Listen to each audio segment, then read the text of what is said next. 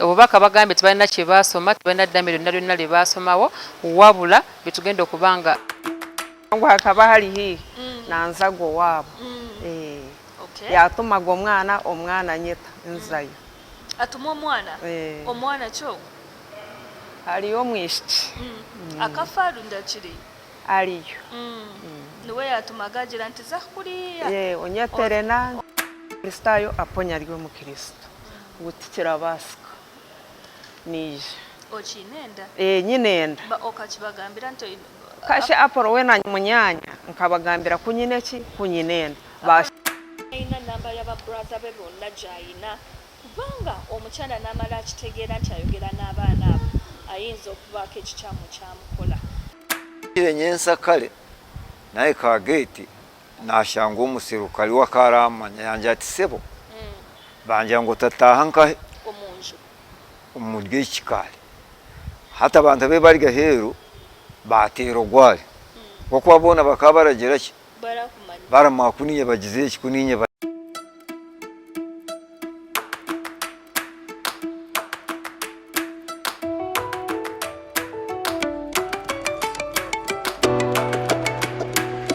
أعوذ بالله من الشيطان الرجيم بسم الله الرحمن الرحيم الحمد لله رب العالمين ze ajimiti omusomi w'ekitabo era omusomi w'edduwa nkosa kyoto kino ekyoto kino kiba kitagombolola lwalero ku kyoto kuno kunyambira abantu bange buli muntu yenna alina ekizibu kye ojja ku kyoto kino n'osula akabaani nenkusabira buli alina ekizibu naddala mu abali e Bulaaya nompereza amanya nenga sula mu kyoto kino nenkusembera edduwa nenkujjako ebizibu n'ebiba bikusumbuye walemererwa mirimu ki ddala mu abali e Bulaaya abali mu nsi muno mu Uganda abalemeddwa okufuna visa nantegeeza eri abaana Adamu enkozesa nkofu ku kyoto kuno bamala okusindika enkofu eyo negenda ebanja amabanja ge bakubanjiza gonna gwe yalema okufuna okuweebwa ajimiti nkozesa amazzi ku nnyanja kuno kumulengera ku mazzi wano ajimiti nga banyimidde olwaleero ngokumasira abaana Adamu bompereza ebiwandiiko byonna bye bompereza ng'oli e Bulaaya mbikwata nembizinga ne mwandika kapapula nembisula mu nnyanja nensaba Allah gwensinza asumulule ebyo bye babikulemeredde awa visa agifuna alemedde ofuna omusajja omulungi amufuna sangeba ku namba 0752871515 nesimye okuba nti oli ku programu yaffe eno era nga nesimye okuba nti okyali mulamu alhamdulillah amanya maishara mu Queen Mother mami w'abalongi senga w'abangi Rujegere second last born wa mama inna lillahi wa inna ilaihi raji'un mukama akuumuze mirembe. Programu ya Save a Soul etandise mu butongole obujjudde obulungi era nga ke kaseera nfuna omukisa ogikwanjulira nti programu eno eyingiddewo bulambalamba ku mpewo za TV era ng'ogenda kubanga ogiraba ku Sat TV buli lwa mukaaga ku ssaawa emu ey'ekiro paka ssaawa 2 ate nno munanga ali eyo ng'olina wenna ekikuluma ku mwoyo Save a Soul tutaasa myoyo omutima guli eyo olina ekyakuluma edda olina ekikumazeeko emirembe obulya gw'okyogerako naye ngenda kivuunuka ntya amagezi nkasaze ntya olowoozezza biweddeyo naye olemeddwa okufuna omuntu akuyamba osobola okuba nga otufuna ku nnamba z'essimu ezo z'olaba ne tulaba engeri osobola okuyambamu n'oba nga oli musanyufu. Programu yaffe ey'olwaleero tukomyewo ne programu ya mwami Omugenzi Aponye. Programu eno twagiragako emirundi ebiri naye ne tugamba tugenda kubanga tudda tulabe ekintu kino kitambudde kitya mu bufunze luli twalenga tufuna maama nga maama tumufunira ku ssimu naye tufunye omukisa nti kati mu kaseera kano tuli ne maama agenda kubanga atubuulira ebigambo bye live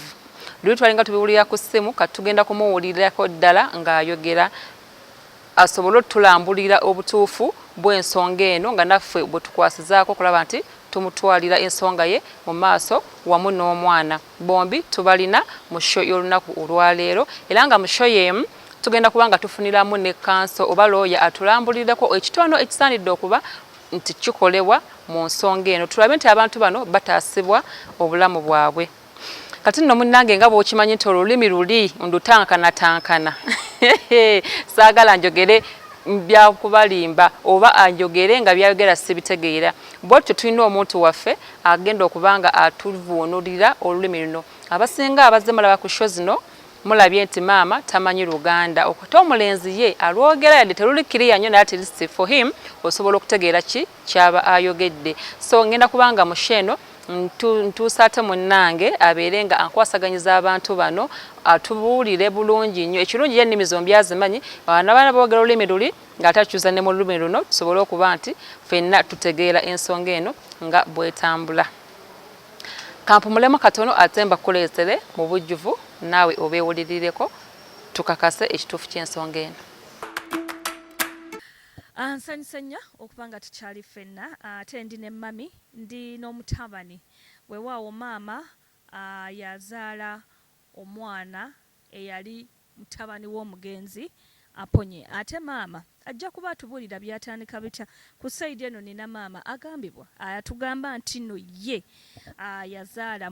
beezaalamu n'omugenzi omwana ate ono ye mutabani gwe twogera nako mumadde nnyo mumulaba abali ku Sevasol mumulaba ate mumumanyi naye leero tusazeewo tubeere ne maama face to face twogere naye atubuulire byatandika bitya ffe tetwaliyo nga bitandika naye maama ajja tunnyonnyola n'omwana ono yajja atya mu picture ebyo byonna biri wano ku Save a Soul naye nga sinnaba kubuuza mutabani bintu bingi nnyo oba okubuuza maama njagala maama asooka atweyanjulira ajja tweyanjulira tuwa amannya weewaawo tutandike tugende mu maaso ne programu yaffe atubuulire ebisingako awo ffe bye tutamanyi abalabi n'abawuliriza. Maama twakwakira mwebale kunyakira kandi nashemererwa muno nga kugira ngo nahika anite tashemererwa so maama tugambira amazina gaawe. Amazina ganje ndi Musinguzi Peace. Peace mukizina lyawe oyina amagara? Nyina amagara. Kale tugambire maama okakurwa nkayi? Kakulira Muhanga. Niho washomire? Nashomera nyiku na ma primary school na mara P6 kuna byo mu P6 na akajenzero mu P6 nyenda okugambira omuntu akureba kamera ejo okakura Muhanga bakakuzara Muhanga amabara ga tata na mama amazina ga tata na mama ni Omugenzi Levi na John Akabaragani nibo bazire banje. So ni bakakuzara Muhanga? Bakanzalira Muhanga. Wakura Muhanga? Nakulira Muhanga. Kati so iwe notura nkahi? Nyowe hati ndatura Rwahi. Kirikabale? Eri Ntungamu. Okashwera yokwe? Oyina abaana? Nyina abaana. Oyina abaana bingahi? Nyina abaana bana. Oyina mwabishiki? Nyina mwishiki omwe. Nibakora ki? Barakozesa emikono. Okay. Hati nyendo tugambire maama mukeshanga nkahi n'omugenzi Aponye? Keshanga Muhanga kaba mwishomero aratura Muhanga na Munyanya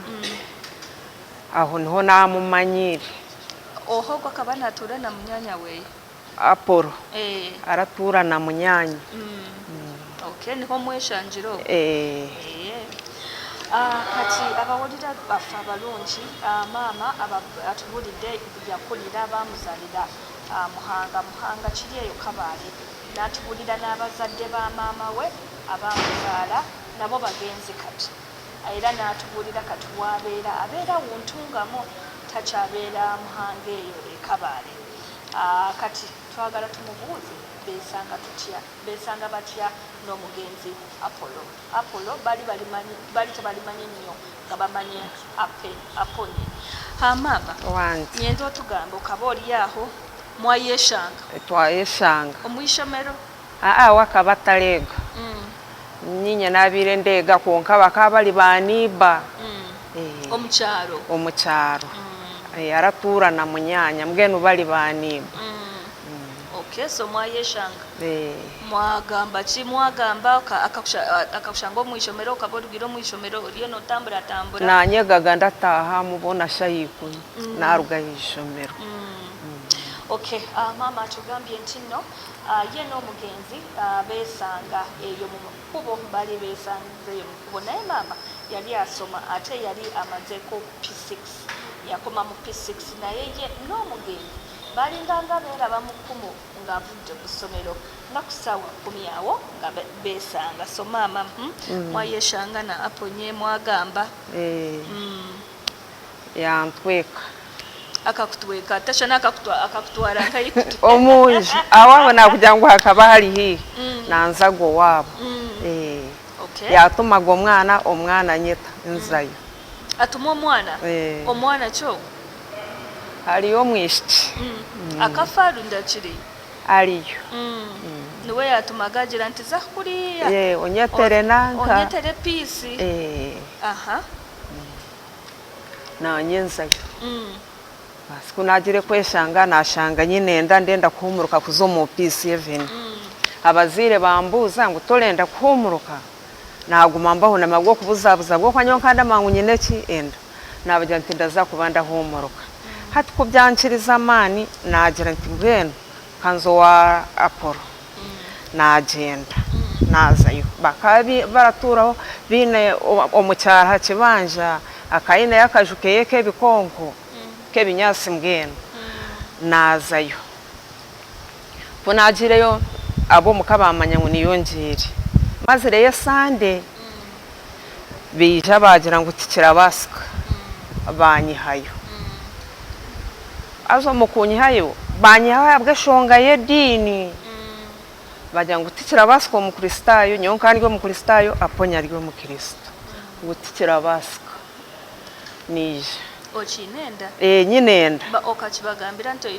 kashe Apollo we na munyanya nkabagambira kunyineki kunyinenda bashe okachimugambira yashemererwa yashemererwa we na munyanya bagira ngo bantase niho bantwarira okwe owabo omucyaro omwaba Aponye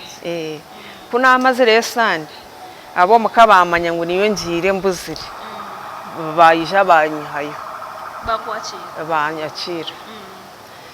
bantwara owanyo kwenkuru urazara mama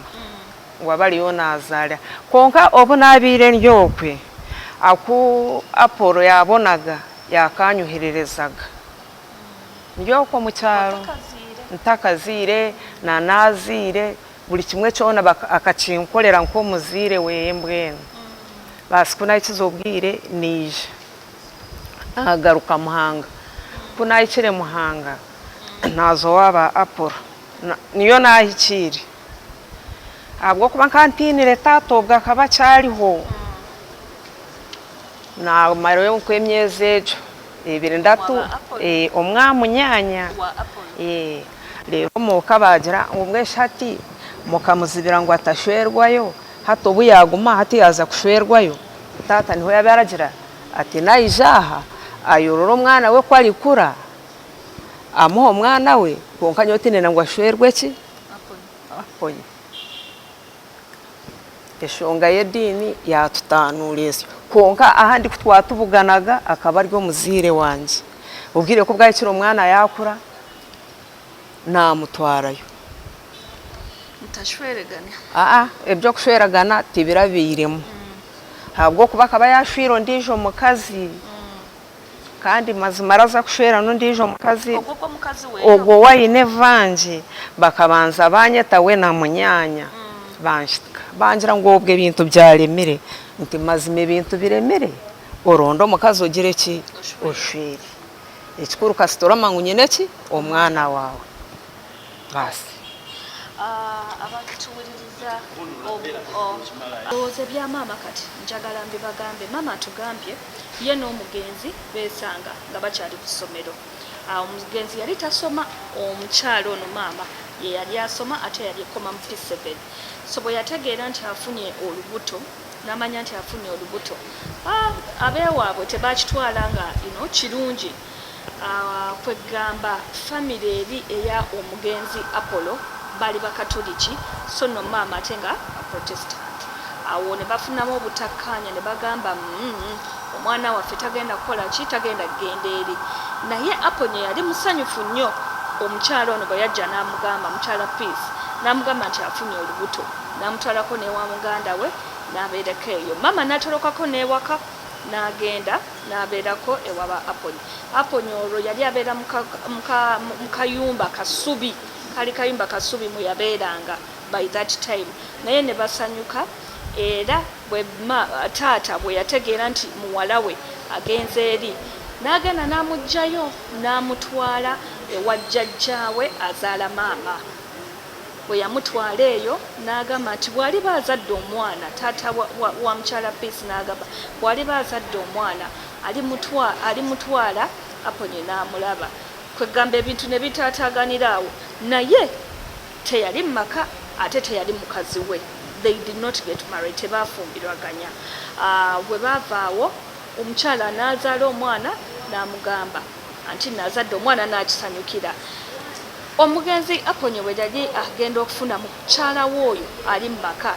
bayita mukyala Peace ne bamugamba ebyobufumbo biganye nkulinzeeko nindiridde ne nindirira naye ate famire yeekoze eki ennemesezza so sijja kuba in position kutwalanga mukyala wange ngenda kufunayo omukyala omulala ate n'akimugamba. Awo we tugenda okutandikira maama tunnyonnyolemu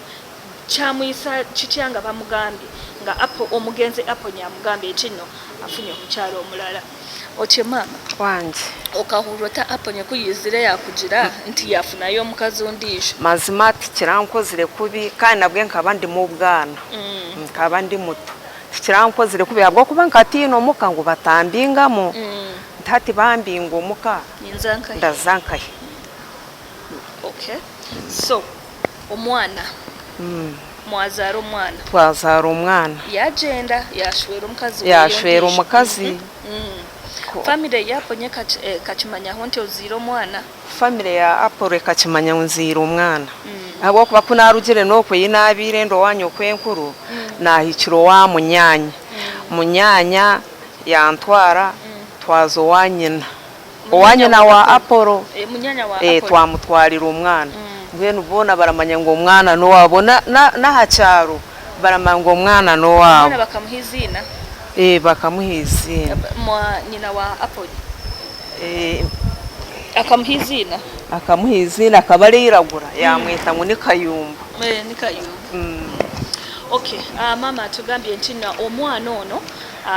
bamusanyukira nnyo bwe yagamba nti no azadde omwana Aponye muganda wa Aponye omugenzi kati n'atwala omwana ono ne mukyala Peace ewa mama wa Aponye ne balaba omwana ne bamusanyukira. Omwana yali muddugavu kwe kumuwa erinnya okusinziira ndowooza ku kale birala sibimanyi bulungi n'amuwa erinnya era ne bamusanyukira n'abantu ku kyalo kwennyini kwe babeera bakimanyi nti no omwana oyo ye mutabani w'omugenzi Aponye. Aha mama wange famire yawe neya Aponye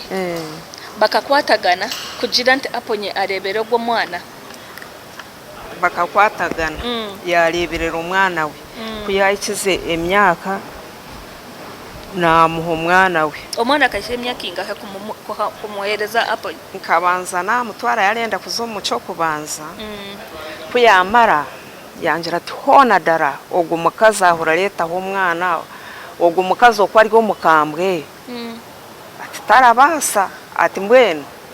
hata obunyoka cyari iwo mwana bo murekiro wanyu ndaguma ndamuhera yo buri kimwe ndamuha school fees owa mama wawe owa mama wanje baso umwana yagumaho ubwire ko bwahikire umwana yashomera yo yamare cyamushanje owa mama wawe owa mama wanje kuna ikizobwire tata yafuka banyanya ziti bande bajembwenu nawe batandika kugira ngo umwana zo wishi aje mu P7 ariyo mu P7 akabuzibwe omwana nayimuko mukasheshe na mutwaro wa Apollo omukaye yo omukaye owo mukazi ogogo wayine bona nabashangaho Apollo yasheka uyashitire yambuza ntire byawe nabireta ati kare atomwana atomwana musiga nakwata umuhanda nyo nagira ki na yejindira we no mutabane byayongireho tinda bimanye okuza kwega na ndeba go omwana obumwe kunambaga ndugire owanje ngire kureba mama mubona angira ngo arega. Okay, horeje abatubuliza abafa balungi mama w'omwana ono mumuwulidde atugambye nti nno omwana ono yasomera ewaabwe ewa mama we. Aponye yagamba nti omwana ono agira abeera naye ne maama we nga maama wa Peace akyaliwo n'asoma omwana ono n'amalako P7. Bwe yamalako P7 maama we taata we yafa ne maama we n'agamba abaana mama aliho taata we yafa n'asitula omwana ono n'amutwala ewa Omugenzi Aponye mu maka gaabwe e Kabale n'amugamba waaye omwana ono amazeeko P7 kamukuwe nawe otandikiraawo obeere naye n'amutwalayo n'abeera naye bwe yali olwo agenda mu senior 1 bwe yamutwalayo ebyaddirira mbu si bigambo byaffe wabula alaba Sevasol nti bino bigambo nti mbu bya maama wabula si byaffe abaweereza programu eno n'amutwalayo omwana ng'atandika senior 1 awo maama teyamanya biki ebyaddirira naye maama omwana ono yamusanganga once in a while ng'amusanga naye ng'amubuuza nga amuddamu byamuzeemu kati awo njagala tutandikire mangu amaama atubulire kiki ekyaddirira maama ogw'omwana okabana omushanga nagenda ahishomera akashomari kuliya mwa Apple oli omukazi akamwakira gye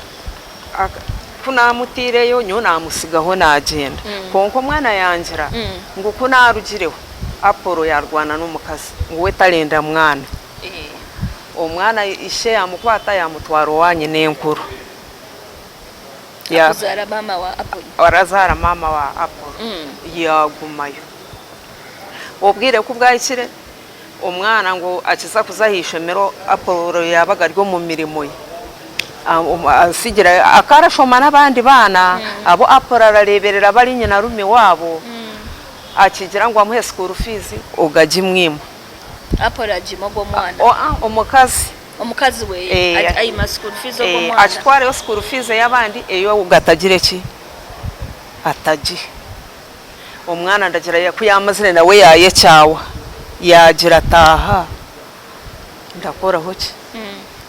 yatandika kugenda yaraza kupakasa nawe yagira ati kanze kupakasa ubundi nanye ndyagira ki ndafuna family yafuna okay mama atugambye ntino omwana ono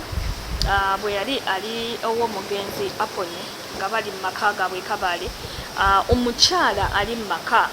teyayagala mwana ono nti era mama we yatwalayo omwana oyo balwana omwana yagamba mama we ntino balwana ng'akoze eki nga mututteyo naye omwana ono yali asoma nk'abaana abalala bwe basoma ate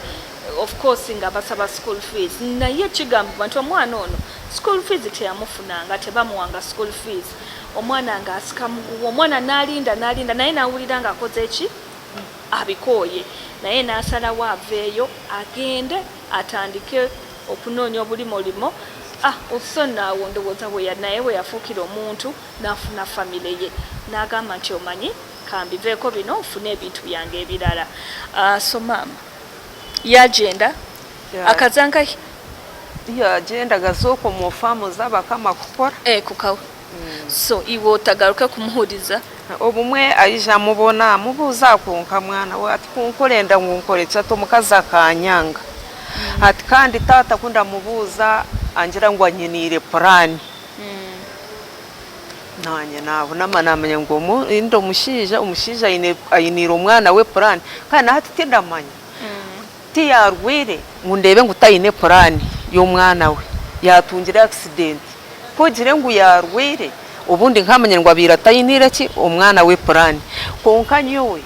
ndamanya ngo omumutima ogwanje abira yinira omwana we purani abo kubara mumanya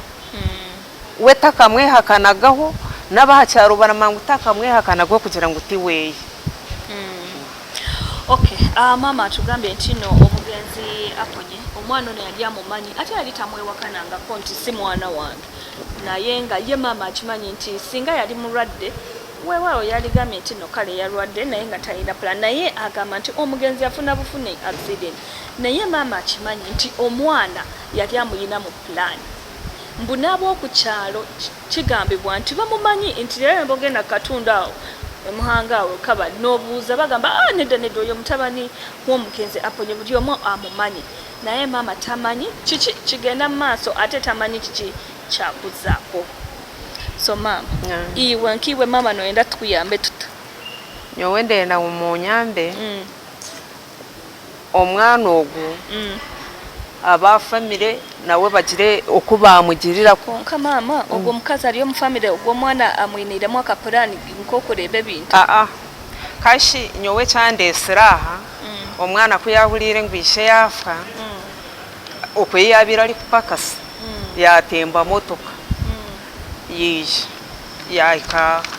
eyo murambwe gwabire guri nyote ndabimanya abwo kubanyo waporo tindagira ati Kampala tindagimanya yahikayo yatahe kimuri n'abandi abana bamuzibira umwana yakwata umuhanda yagaruka muhanga yajya ati ndaza kutahe cyankahe ecamuhanga ecabaha cyarubaragira ati baramanya yagenda bazumukereza kuba ikirumukereza yatahe kimuri kuyahereze kutahe kimuri bamusharaho aha babire baratetse muri hameza bamusharaho ahashanduke abahujo bona bakabasharaho nobo kuba ba Apollo bariho hasigara habahara hati nayebuza iki nikigendererwa cye ekiratuma ubwo mukazi arakore ibintu byone basi twabona amatwajya ngunyansa kareka tureke tugire ki tuze kuzika nyona ambaga ndi kuzika nko muzika gwo kuba nyowe akakwata kanje na Apollo kakakali kace kwihaho mwana nkanyo ndi kuzika ko umuntu warebere nkamunywani wawe owakuzira omwana kuki basi nyensa kare yaho twagire ungubagira kabarondo muserukare bamutaha gate oramanya mutabani wanje atatahamu omukazi weyo nyoko nkankaba natahiremo nkajabiro mu bandi nagira ki natamura asitama kuri yenyimo mu bidare by'ababurijo basi umwana bija bamutanga kubahereze kutahe kimuri hajiro wa muringuriza rya heru batakatira speech yije yagambira umuserukaro wabiri rya hagati ati werugaho atorazibira n'abanyabuzare kuzika umuntu nibagambira umwana baragambira wabira rya hagati akumire ngo gatagira ki atazika basi umwana niho babire baramwigura aratahamu aragenda arashita mu kidara cya family barasyo bwire bwo kuha speech ko baze no kuha speech umwana yimuka yaza kushanga benisha ko yakiroho yayemerera ati ya niho babe barunda baserukare baramukiriza baramushohoza hero we speech taremeriro ha speech no kuzika tarazikire taratire hita kagwo kuba bakamubingisa abaserukare nibo bamukirize bamutwara mwenu ndebuza ogu mwana hati yo kugere cyamubaho ndamutahe mwenu nyondenda ngo munyambe bareba hi baramuti nka family cyo kindesira ebigambo bino muluzungu kiba very sad very sad moment muluzungu tusobola chita naye mama agamba nti omwana ono mukuzika ye mama yayingira ngabalala bagenda okuzika ne bazika teyina atule mabega mu bantu omwana bwe yayingira agezeko okuteekako ekimuli ku coffin ey'omugenzi bamusalako mu bifaananyi byonna yakiteekako naye ne bamusalako mu bifaananyi ne balekako abawala bwe yali agenda okuziika ng'agamba ng'abalala bwe bagala okugenda okuziika abo abawunsa bwe baava abasirukale tebategeera nga bamusuula wabweru bwe bamusuula wabweru ne babuuza omuntu n'amulengera nga bw'otuna mu bantu abangi oli n'akulaba n'amulengera n'amulaba n'amugamba gundi va wano olemeseza n'abafamire okuziika omuntu waabwe abasirukale gye baava ne bamusitula ne bamukanyuga wabweru teyaziika okuziika mu Luganda nti omuntu bwe bwafa oteekako ettaka naye ye n'ettaka teyaliteekako kati mama yeebuuza omwana oyo Rusa abadde atutudde wano n'amala afa addawa amuziikawa naye ng'ate abafamire bakimanyi nti n'omwana ono gyali kati maama ekyamulese ku programu yaffe no Save Soul ayagala tumuyambe abafamire omwana oyo bamutegeere nti n'ekizibu kiba kimutuuseeko weewaawo bamuziikanga eyo naye kubanga ye maama talina wagenda kumuziika kuba si wa kika kye ayina famire ye well okyalaba Save Soul ebyo ebigambo bivudde mu maama ate maama yayina omwana ono essaawa eno omwana ali wa maama basaba buyambi kyova olaba baze wano ku programu yaffe Save Soul well okyalaba Save Soul katumulemu ko katini tukomewo ne Nkwebaza nnyo Sandra, interpreter wange ndooza muwulidde bulungi nnyo ne maama engeri ensonga gyazisengeseemu nsuubira kati ekinusi okiwulabidde ddala era otegedde nti nno story eno abantu bano balina ddala emutima omumenyefu ogusaana okuwanirira okuba nti tegubreakinga wabula tusobole oguwumba gubeere wamu. Program Save a Soul tuliwo kuyamba abantu balabe nti bafuna obwenkanya balabe nti bafuna emitima gyabwe okubeera nga mitebenkevu. Nagambye sheno ebeerawo buli lwa mukaaga ku Star TV okuva ku ssaawa emu ey'ekiro paka ssaawa 2 n'osobola okunnyonnyoka ensonga. Mu kaseera kano ngenda kubanga ate tufuna omulenzi Bruce atunnyonnyoleko bulungi engeri gye baamugaana ebyokuziika atalaba ku story eno oba talaba kitundu kyasooka n'ekyokubiri osobola okuddayokko emabega n'olaba show eyasooka n'eyokubiri n'eno ey'okusatu. Ensonga yatuusizza maama ono nti luli twamufuna ku lukomo lwa ssemu omutwalizo gaba bapaapa nga bupanze muntu ne bateekawo kifaananyi kya mukyala nga taliiwo n'ensonga lwaki tugambye kajja ate kamera zimutunulemu bulungi nnyo musobole okuwulira ensonga ze. Amanya ndi Maishara mu Queen Mother program Save a Soul taasa omwoyo kati gwe naawe ali eyo taasa okugwo nga tegunnaba kumenyeka. Katugende Bruce tovaawo. Waffe omulungi ali ku Save a Soul taasa omwoyo tuliwo kuyamba oba owulira ng'omutima gukumenyese ddukira eno ku Save a Soul tuyambye bangi ate naawe tujja kubanga tukuyamba. Muwulidde story ya maama ebadde eyogera ku mutabani we nga bwe beesanga n'omugenzi Aponye na kiki maama we kyayagala naye jjukira luli bwe twali twogera ku bintu bino omwami ono Bruce twayogera naye ku ssimu naye ate kati tumuyina ku face tujja kuba tumubuuzako ebintu bitini nnyo as we wrap up ate tulabe what the lawyer will tell us to do and what could be the next step eddako yeki lawyer ebyo byonna ajja kuba abitunnyonnyola. Saagala kumala budde bungi nnyo nsaba mbanjulire omwami Bruce amannya ge geego. Bruce twakwakiro ogwakashatu ogwakabiri n'ogwakana manyi ninye nakiro olijje Bruce ndije nogamba ki tinye nesho yendogamba omuntu ogwo ali akamera amazina gaawe amazina ganje ndikayungu Bruce.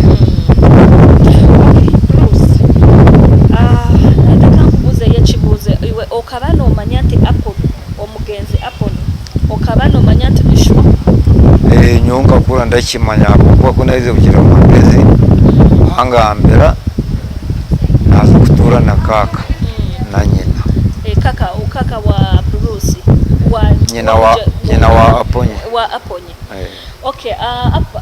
Bruce atugambye nti nno yali akimanyi nti omugenzi Aponye ye taata we ate bwe baamugamba n'agenda natandika okubeera ne jjajja wa maama wa Aponye so akimanyi nti eyo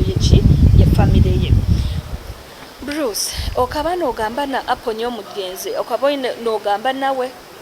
namubonaga mubuuza nti hati muzeeyi ti kuna kuzire hati nyo waze kunyegeka ati mabolekire ati nyo nkwinire purane yawe ndenda kugira ki kukolera okaba ina simu yeye simu enkanta jini okaba n'omushangankai omukabalo mwe ko yabaga yijire muhanga mwenu ku muhando gura zowe n'ogumanyi araraba hawashenkuru. Okay, Bruce atugambye nti no omugenzi yali amumanye ate nga ayogera naye ng'amubuuza nti naye taata nga nkuze olina pulani kyeyange naye ng'omugenzi amugamba gwe kakkana ebintu byonna nze mbiyina mundi mu pulani. Lwaki yali ng'ayogeranga naye mu kkubo kubanga omugenzi Aponye bwe yayitanga okutuuka ku njuye Bruce ono yali abeera wa jjajjaawe ng'amulaba ate ng'akimanyi so ng'ayogera naye njagala mubuuzeemuko ewe yatuukanga Bruce okaba n'oyika obw'omugenzi Aponye okaba n'ogendayo ankanta kaasa kuva kwa nkanda tino mukazi okay yali tasobola kugendayo kubanga yali atyo omukazi omukyala bala kigambibwa ebigambo byabwe nti omukyala abika yali si muwangu ebyo tetubimanyi si byaffe nga Save a Soul wabula bya Bruce ne maama we hatuona Bruce iwe kikakutwala bwire kikugira n'ogamba nti ogwo nusho waawe niwe emyaka yona ahimbwa hina kurenkagira magezi kandi mu kunitata kai na family yona eragira ki nekimanyi eramanya okay iwo kaboina yo antu bwo kumanya nto gona ante nakimanya nti ndi mwana wa Aponye anta kabali hukonka akafa kandi nabandi bali hukonka bali hali nawa babiri bali muno mu Kampala konka ina namba yabwe wapi tinyine namba yabo okay well Bruce agambye nti no ba family abamu bakimanyi nti mwana bakimanyi nti ye mwana ate n'ekirala kyatugambye nti no ye ya still tata we yali nga tannafangera bwamusanga amubuuza nga mugamba bukakana nze nkuyina naye yali tasobola genda mu maka yali atyo omukyala nga atyayo omukyala w'omugenzi Aponye ng'agamba yali already yateekako dda security ze nti takola ki tagendayo ebyo byonna biri wano ku Seva Soul si bigambo byaffe wabula bigambo by'omwana w'omugenzi Aponye byonna bino yabyogera si bigambo byaffe okuva wano ku Seva Soul tukyalina omwami ono Bruce njagala mubuuze nga tunatera okukomekereza ate tulabe step ki endala eddako hona Bruce iwe oyine bagenzi baabo bwokumanya nti ogwo ni mugenzi wanje oyinaho enamba y'omugenzi wawe gyokumanya okubasooka tererera okababuuza bine peranikyo waawe enamba y'abawapolo tingiine nabwe ndasabye utina ukajimpa bwokuba nkukubaleganya uriya mukazi naye amanya nk'omuntu niwajimpire haraba hakabe okay agambye tayina namba y'aba brother be bonna gyayina kubanga omukyala n'amala akitegeera nti ayogera n'abaana abo ayinza okubaako ekikyamu kyamukola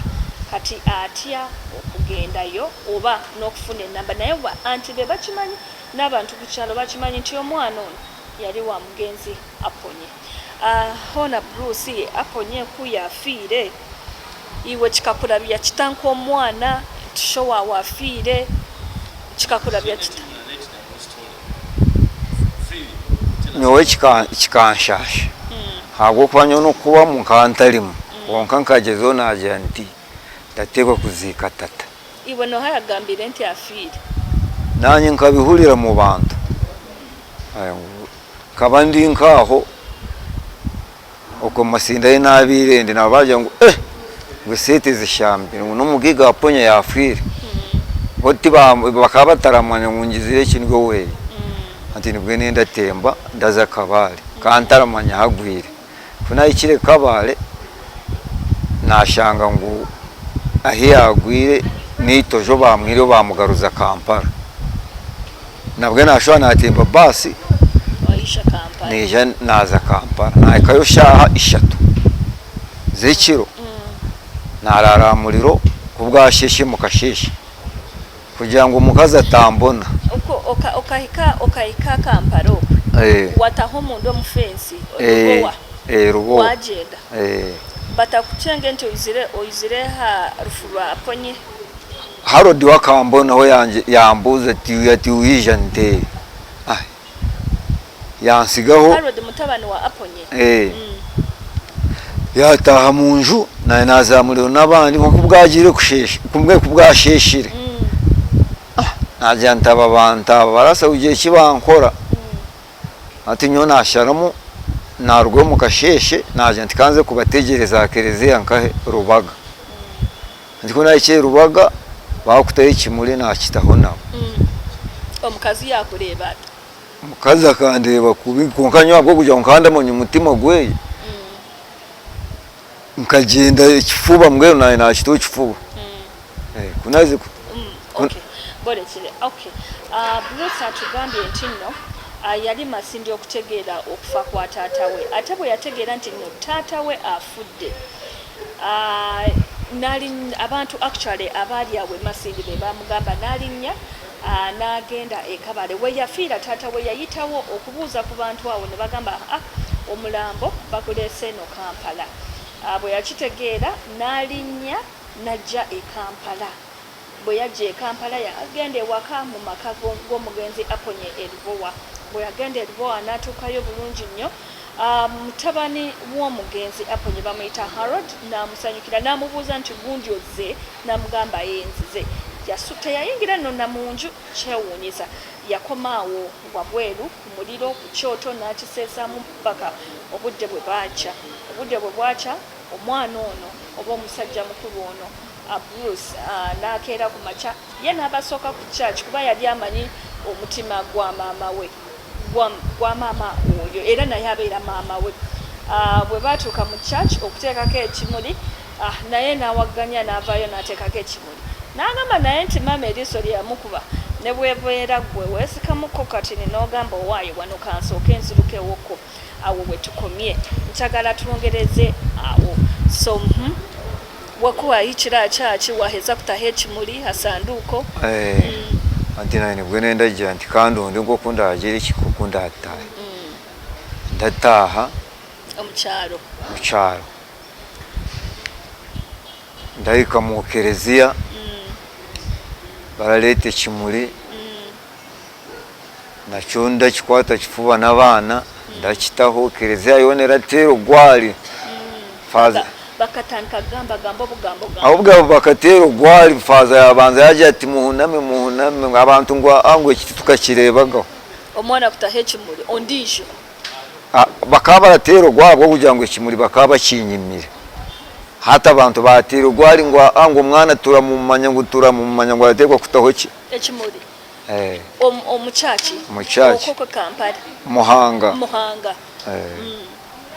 Okay, Bruce atugambye muntu bwe batuuka eri mu kyalo n'ayagala n'ateekako ekimuli mu kyalo baali bakimumye father n'agamba abantu congregation abannange tukakkanemu katini abantu b'oku kyalo be baateekamu kerene bagamba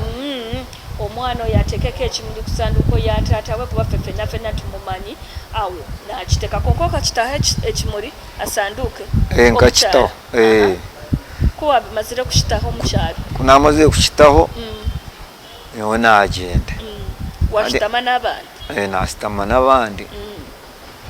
bakora emikoro bamara nalinda kuza kuziika nyensakale ati kunijire nyensakale naye ka gate nashanga omuserukali wakaramanya yanje ati sebo banja ngo tataha nkahe omunju omulye ekikale hata abantu be bari gaheru bateera ogwali okwabona bakaba baragira ki baramwakuninye bagize ekikuninye batangire hati haga bwaliho omwe ari munda yasike kiji kifuba hati mu bantu mukubandana n'abandana nabo nagira ki narengeramo hati kunije naye kagwa hagati nabugana habandi baza kuntanga harugo umusigazo umwe yabagira hati konke murakora murabimati muri kumwana kazikisha hata aho naho nagira ki narabo nija nasitama nka shade hihaho nawo mampunami ati nalinda kugira ngo bagire ngo abana bahe speech baje ngo abana bahe speech naye nagira ki kanze kwa speech nawo hati kune nayemereraho ubwo abaserukare be barije baragira ki barankiriza baranshumye we gate baje ngo hati kwaza kutanka abumwe nakajuke gate bakusubiramo mukajuka abantu ngo wapi ngo hobwe mu mushohoze konka ari mutagira ki mutaka musibiro mu nda mukajuka takamusibe ata umbona nibwo nenda shohora ndataha otazike Aponye tindazike kaye bakankiriza bakunaga head yawe baga nkantagiye nabwo ni hihi watambura wagenda natambura nata well okay Bruce atugambye nti bwe yatuka ku gate olwasoka nga agenda okuziika taata we ne bamugana n'awaliriza abantu ku kyalo ne bawogana kati eyasooka security eyasooka negamba kale bwe yatuka ku yokubiri era abantu ku kyalo ne bawogana omu n'amugamba nti bw'okimanyi tugenda kusibira mu kayumba ka gate abantu ne bagamba omwana temumusibira mu kayumba ka gate ekyali kimutute nti naye bwe baali bawa speech naye yali ayagala kwogera ku taata we naye kyekyasoboka ne bamusitula ne bamukanyuga wabweru naye n'akwata bbaaga ye n'agenda n'atambula n'agenda ebiddirira eby'okuzika teyabitegera wadde ettaka teyalisuulako mu ntaana ya kitaawe byaggweerawo. Kati nga tumaliriza Bruce iwe n'oyenda tukuyambe tuta nona ndagira nti ekimura anyambe murebe ngo abantu nanye banta mu famire agire kinabona kandi baguma bangire bikirize tuze kwekebeza. Okay, well Bruce agambye ye kyayagala nti ayagala bamuteekeko mu family naye bakimanye nti he is part of that family, eyo ye family ye. Agambye nti afadhali bonna bakigaanye bamutwale beekebeza omusaayi balabe ekiddirira. Hona Bruce leka nkubuzeeyo kake tuliyonteeza program kubala akucekinge hona results zikarugayo zikagira tisho no orahuro. Thank you. Bagira ngo titata ndabirugaho konka nyondenda ngo twekebeze ekyo cyo nkikirize. Okay. Akonyoti nyine kubusabusa. Okay, Bruce agambe talina kubusabusa konna wabula akimanyo ye taata we nebo bagenda ne kwekebeza ne tusanga results ne zivayo ne zigamba nti si ye taata we ajja kukkiriza naye nga yakimanyi oyo ye taata we. But jukira nti DNA ze bakola bakkiriza okuzikolera mu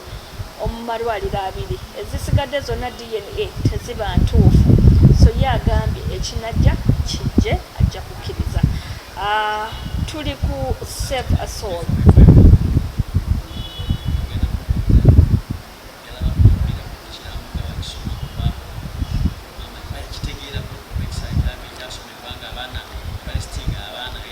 Jukira agambye tino ebyo byonna teyabiwulira teyaliyo kubanga ne mama agambye ye yaziika bujjukire ebyo ebyekiramu babikola luli nga tubakubidde nga bali mu kukola ebyekiramu. Kene wekankimubuuze naye Bruce iwe okahulwaho ekiramu kyasho kikugira nti afadhali ahineho okuba kunyiga. Kandi kindagira ngo nacu akata kakikozire habo ko mu kereziya batacho omukazi tarakigambira ati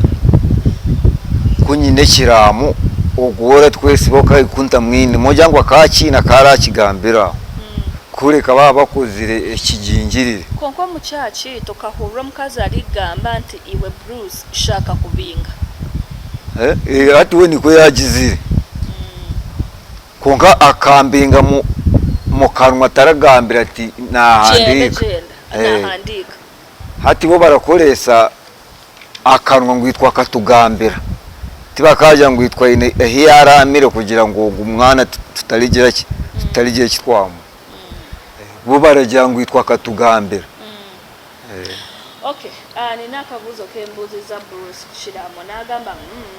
nebo bali mu church tebakyogera nako mukazi kyakyogerako ate n'ekirala Bruce kyamanyi nti yafa alabika tawandiise ekiraamo ekyo n'ekirala n'angamba nti no nga ye Bruce mubuuziza nti no taata we yagenda okufiira twabiwulira mu church naffe nti no yali amugobye n'agamba ebyo byali bya mukamwa teyawandiika ku lupapula n'agamba nti no bangobye tekyaliwo ye yabiwulira buwulizi mu bigambo nti no bakoze eki bamugobye so teyategeera bingi. Tuwumbawumba ensonga eno ebyo byebimu ku bigambo bya Bruce byowulidde ebigamba nti ye kyayagala akiri ekintu kimukebeza musaayi ku finding out nti ono omugenzi Aponye yali taata we oba afadhali family okufuna bwemuteeka naye nakeera ku macanga afudde ayagala bamuziike eyo naye mu kifo ky'okumugobaganya genda eno genda eri. Ebyo bibadde bigambo bya Bruce wano ku Save a Soul ate ffe tuliwo kutaasa mwoyo oguli broken tuliwo kubayamba nakubabulira tujja kuba tubabuulira wa bwe tugenda okukoma n'ensonga eno ate neki kye bagenda otuwabula mu ki kye tuba tukola okumakinga sure nga tulaba nti omwana ono omusajja mukulu afuna obwenkani mu famire y'omugenzi Aponye. Okyalaba Save a Soul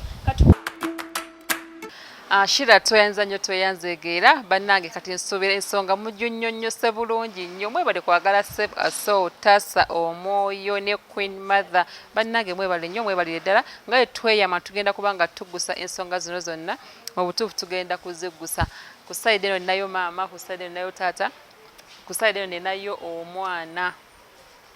agambibwa okuba omwana w'omugenzi kye tukyanoonyerezaako era nga emulabye nti kati ku ssaawa eno tugenda kubanga tusinkana ate looya agenda okubanga atutangazaamu gwe tugenda okubanga tutambula naye mu kintu kino tulabe nti obwenkanya bubeerawo DNA zigenda kukolebwa nga we zisandidde obutuufu bwazo abadde mu comment section mwenna lwenna tubeebazizza nnyo ensonga ze muwadde tuzirabye bulungi nnyo era amagezi gammwe tugagenderako abamu bagamba tezikolebwa mu nsi Uganda kituufu abamu bagamba tukolere mu nsi ez'enjawulo kituufu awala bagamba DNA ekolewa ekituufu tezikolebwa kituufu byonna tugenda kubanga tubitunulamu naye nga obwenkanya bulina okubeerawo abantu ne banga batebenkedde emitima omukyalo ono omukyala mukulu ddala era nga w'omulaba yatugamba emyaka 6 yali badde amala obudde bwe obwo bwonna n'agamba nti kambumalire mu kintu kino nga alimba naffe twagala tumanye ekituufu ekibuuzo ne ansa kiri eyo gy'oli nga sinnasibula oba nga sinakubata ngenda kumubuuzaamu akantu katini nnyo okuba Bruce bamugaana okuyingira oba yakozesa olukujju n'ayingira era oluvannyuma ne bamufulumya nga vidiyo ezo wobadde ogiraba naye ate mu kiseera kino kambuze maama kuba ate ye yaliyoko munda nekuzika ne kugwa bulungi nnyo n'abanga byonna byagenda mu maaso yali abiraba bulungi naye nate maama gwe ngenda okubuuza Bruce annyambeko maama mumbuulize munda yaliyo mu kuziika kwaliyo ebyobugagga by'omugenzi balina ekiraamo kye baasoma balina ebyobugagga bye baasoma kuba batugambye abeeyo wemuziika ennyimbe zammwe tezirwawo ebintu ebisinga babikolerawo ne biggwa kati mbuuliza maama engeri gye yaliyo ngokwaliyo aziikire ngokaraba baataho oburago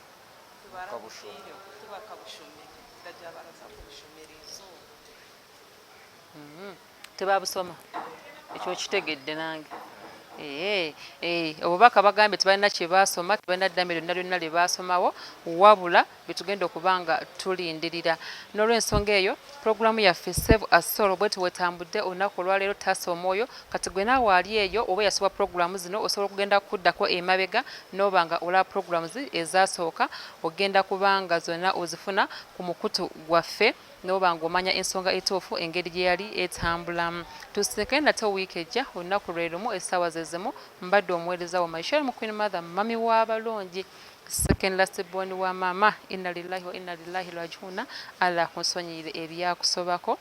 senga w'abangi lujegere mubeere bulungi mweraba amanya gange